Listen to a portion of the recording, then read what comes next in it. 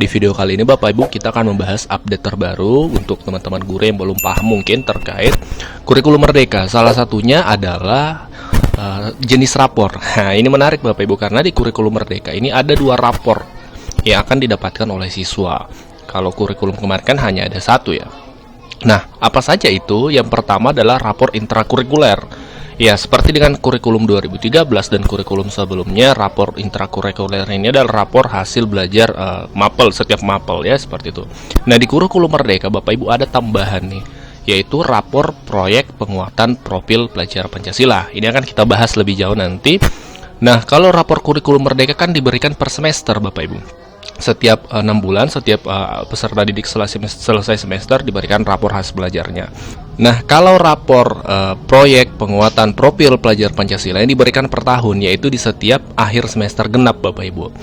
Nah, jadi kalau rapor proyek tidak per semester, tapi dia 1 kali dalam 1 tahun. Nah, sebelum kita melihat seperti apa bentuk rapor proyek itu Bapak Ibu, ini perlu kita pahami dulu ya, bahwasanya di kurikulum Merdeka itu berbeda dengan K13.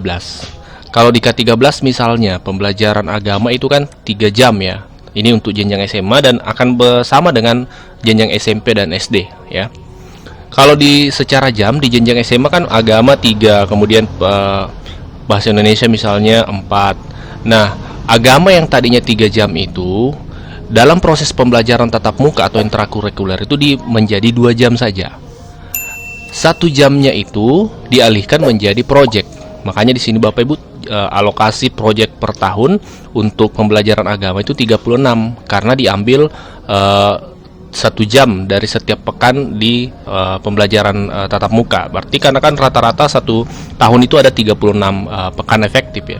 Jadi 1 kali 36 maka 36 jam. Seperti itu Bapak Ibu. Jadi tetap 3 jam sebenarnya, hanya 36 jam itu dalam setahun dialihkan menjadi kegiatan project. Nah, begitupun dengan mata pelajaran lainnya. Contoh bahasa Indonesia di jenjang SMA 4 jam, itu menjadi 3 jam saja tatap mukanya. 36 jam dalam setahun dijadikan project Bapak Ibu. Seperti ini mekanismenya.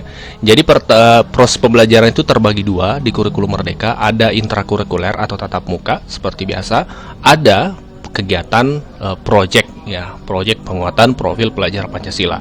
Kenapa kemudian harus ada project penguatan profil pelajar Pancasila? Ini kan sebenarnya tujuannya adalah internalisasi karakter, penanaman karakter pada peserta didik. Apakah di kurikulum kemarin tidak ada itu? Sebenarnya ada.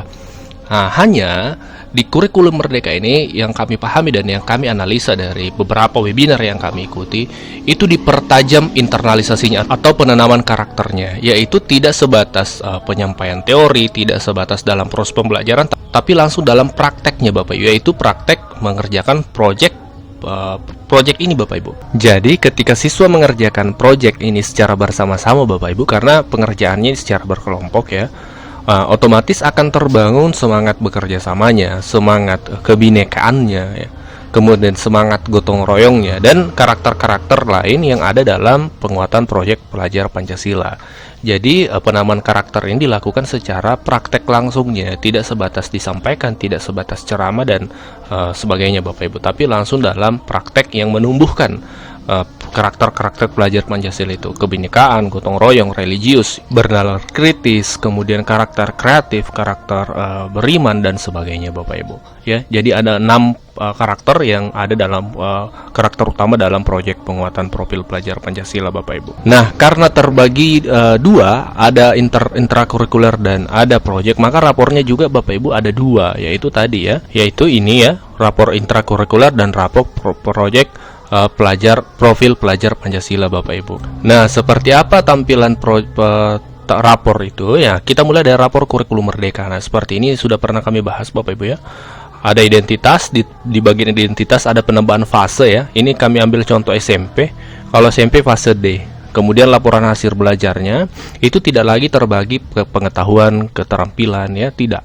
Tapi lebih sederhana Bapak Ibu, yaitu mata pelajaran, nilai akhirnya dan capaian kompetensi. Tidak ada juga kolom untuk KKM, hanya ada nilai akhir dan capaian kompetensi. Kemudian di bagian bawah Bapak Ibu itu langsung saja di bagian ya ini ya, ekstrakurikuler, kemudian predikatnya, kemudian kehadirannya dan tanda tangan. Jadi sangat sederhana, 2 lembar sudah cukup untuk rapor intrakurikuler.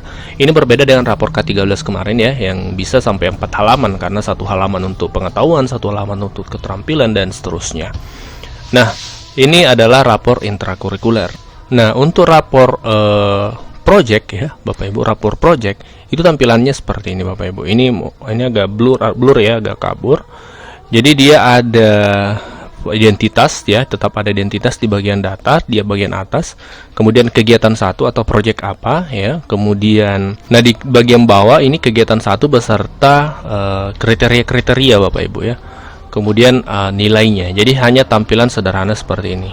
Ini kami tampilkan contoh pengisiannya ya. Ini kami screenshot saja supaya lebih gampang ya. Di bagian atas ini peserta didik datanya ya. Kemudian temanya, tema projectnya apa, topik projectnya apa. Kemudian deskripsi singkat tentang topik project ya. Kemudian nah di sini misalnya karakter gotong royong, sub elemen apa, target pencapaian apa. Ini akan ada di juknisnya tersendiri Bapak Ibu. Kami tidak akan spesifik membahas tentang pengisiannya. Juknisnya kami menyampaikan saja, memberikan informasi awal seperti ini rapor kurikulum merdeka ya. Kemudian nanti akan kami bahas di video selanjutnya lebih detail. Kemudian indikator pencapaiannya apa, kemudian kriterianya apa, apakah kurang baik, cukup baik, baik, atau sangat baik. Dan di bagian belakang ini kesimpulannya dia apakah belum berkembang atau sudah berkembang. Nah, itu ada keterangannya otomatis ketika mengisi secara menggunakan aplikasi. Nah rapor project ini sekali lagi per tahun ya, setiap akhir semester genap. Ya, seperti itu Bapak Ibu. Demikian informasi awal hari ini. Untuk lebih detail tentang pengisiannya kami akan bahas di video selanjutnya. Terima kasih dan Assalamualaikum warahmatullahi wabarakatuh.